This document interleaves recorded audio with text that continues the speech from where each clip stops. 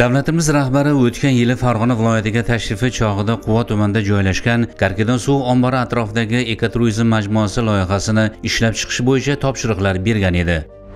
Karkidon suv ombori atrofidagi 250 gektar maydonda ekoturizm majmuasi 100 dan ziyod dam olish, savdo, servis va ko'ngilochar maskanlar, zamonaviy mehmonxona barpo etish rejalashtirilgan. Aholi uchun qulay dam olish, hordiq chiqarishlari uchun 250 gektar maydonda aholini dam olish Karkidon turizm maskani tashkil bo'lyapti. Bunga qo'shimcha yana uni atrofida 300 gektar joyda hududda, mana shu atrofimizda adirliklarda yashil makon tashkil bo'lyapti. Mana bunga daraxtlarni ekib, ular sug'orish tizimlarini yaratildi. Karkidon suv omborining turizm maskanida juda ko'plab aholini qulay dam olishlari uchun maskanlar tashkil etiladi. Bu yerda mavjud dam olish oromgohlari tubdan rekonstruksiya qilinadi. Unga qo'shimcha ravishda mehmonxonalar, gul bog'lar deymiz, sanatoriy komplekslari, Karkidon suv omborini hududida aholini plyajlar tashkil qilish, kanatli yo'llar tashkil qilish, buni ustida kuzatuv minoralari juda ko'plab o'rnatilishi rejalashtirilgan. Bu hammasi shu aholining kelib mana shu yerda miriqib dam olishlari uchun sharoit yaratish maqsadida loyihalashtirilgan. Endi bu yerdagi biz loyihalarni, mavjud dachalarni ko'zdan kechirib chiqdik, tadbirkorlar bilan gaplashdik.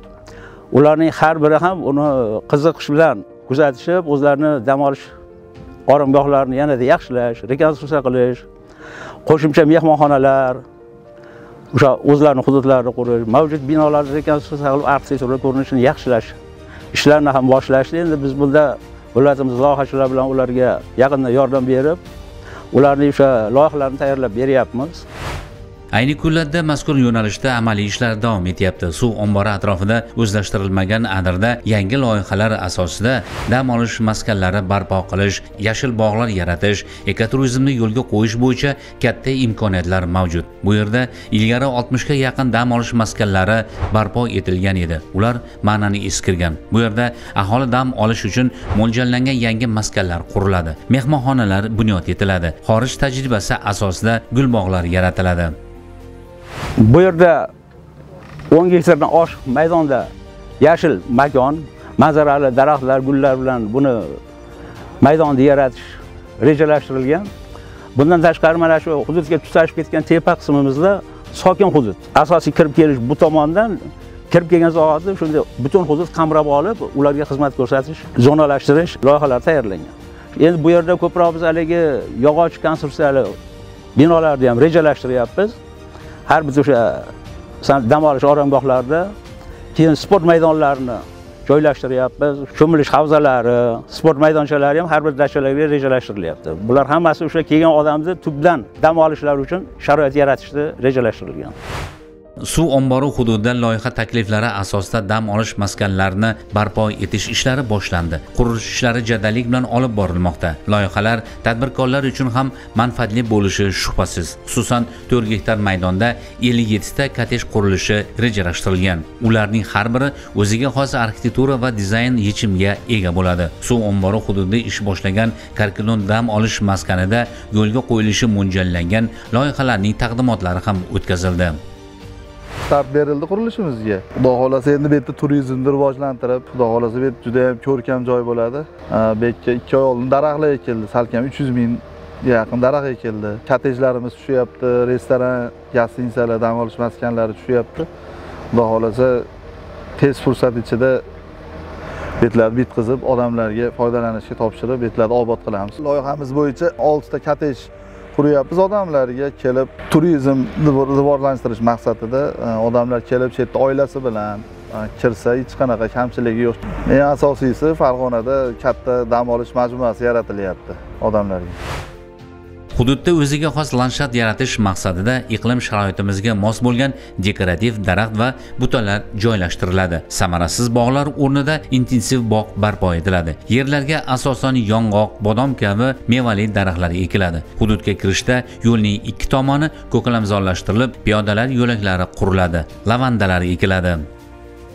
Mana shu bugungi kunda qurilishlar boshlandi. Quruvchilarimiz mana ko'rib turibmiz hozir.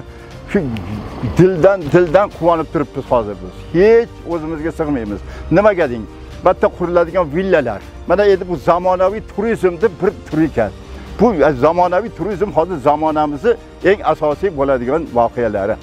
Shu zamonaviy turizm shu yerda quriladigan bo'lsa, bu bizni quvani katta baxtku.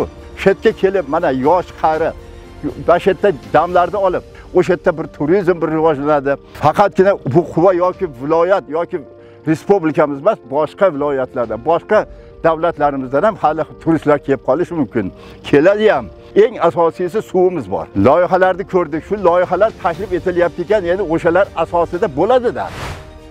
Majmua hududida yo'l infratuzilmasini yaxshilash, obodonlashtirish va yashil hududlarni kengaytirish ishlari ham olib borilmoqda. Bu hududda yana kottej tipidagi uy mehmonxonalar qurilishi ham rejalashtirilib, hozirgi kunda quruvchilarimizga joylarni, qoziqlarni qoqib o'lchab berdik. Tadbirkorlar bilan loyihachilar o'zaro yaqin aloqada ishlayapti. Biz buni tashkil qilyapmiz. Bu yerda dam olish mana shu hozirgi xalqaro xorijiy tajribalar asosida turizm maskanlarini yaratish, ularda yangiliklarni olib kirib, aholiga qulay xizmat ko'rsatish, mehmonlarni hammasiga qulay sharoit yaratish maqsadida binolarni zamonaviy shaharsoz qiyofasini yaratish ishlari bilan shug'ullanyapmiz.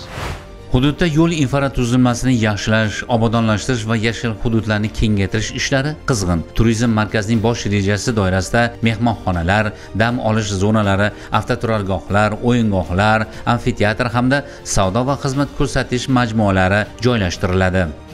Mana men hozir shu yerda turib, ichimga sig'may ketyapman. Chunki quvamiz kundan kunga ravnaq topyapti, rivojlanyapti. Kerkidon ilgari holatida bir dashti muallaq edi. Rahmat atadigan ishlar bo'lyapti ekan. Farg'onada tashkil etilayotgan bunday yirik loyihalardan turizm halqasini yaratishdan maqsad xorijiy va mahalliy turistlarning viloyatda qolish muddatini 3 kundan 7 kungacha uzaytirish, tashrif obyektlari sonini 2 barabarga oshirishdir.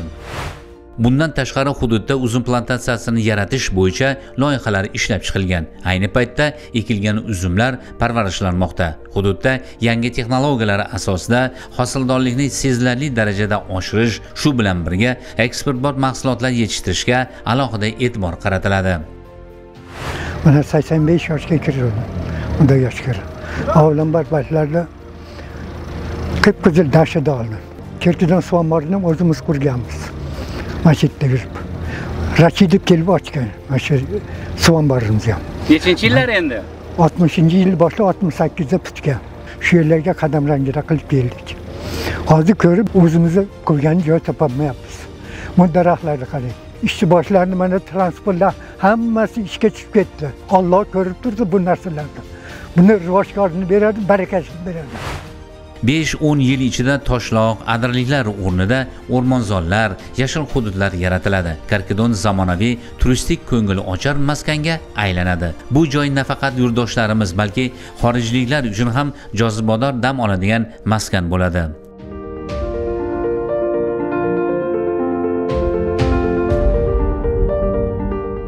Daraxtlarni qarang, bu zamonaviy hech qayerda yo'q daraxtlarni olib kelib ekildi. Yoshligimizdan batga kelib bir cho'milib ketardik.